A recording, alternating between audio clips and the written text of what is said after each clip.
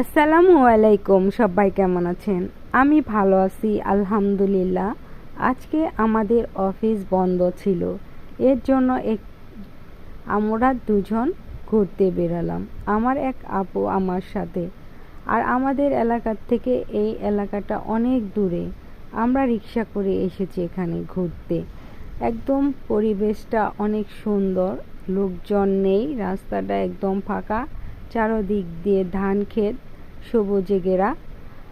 গ্রামে আসলে বোঝা যায় যে এটা ভালো লাগার একটা জায়গা, কারণ শহরে অতটা ভালো লাগে না। গ্রামে আসলে মনটা একদম ভালো হয়ে যায়। আমার কাছে আজকে বিকেলটা অনেক ভালো লেগেছে, মনে হয় আমি একদম সুস্থ হয়ে গেছি। আপনারাও আসবেন ঘুরতে, ভালো লাগবে বিকেল করে। এই গ্রামে অনেক সুন্দর একটা জায়গা, একদম দেখার মতো। দেখতে থাকুন, চারদিকটা আমি ঘুরিয়ে দেখাচ্ছি। মানে এখানে শুধু অনেক বিশাল একটা এরিয়া জুড়ে ধান ক্ষেত, আর মাঝখানে একটা রাস্তা আছে একদম পাকা, মানে কোনো যানজট নেই। গ্রামের ভিতরে রাস্তাটা এত সুন্দর। এখানে শুধু হালকা পাতলা মোটর সাইকেল আর অটো রিক্সা এগুলি চলে, আর কিন্তু অ্যাভেলেবেল না।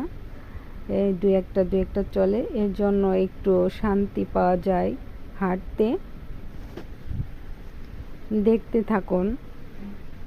এটা আমি আজকে লং ভিডিও নিয়ে আসলাম আপনাদের মাঝে দেখানোর জন্য, শেয়ার করার জন্য। ভালো লাগবে আশা করছি। সত্যি বলতে আজকের বিকেলটা আমার কাছে বেশি ভালো লেগেছে, একদম মনটাও ভালো হয়ে গেছে। আর আমাদের সাথে আছে এই পিচ্চি বোনের ছেলে, ও বড্ড দুষ্টুমি করতেছে, ওকে রাখা যাচ্ছে না।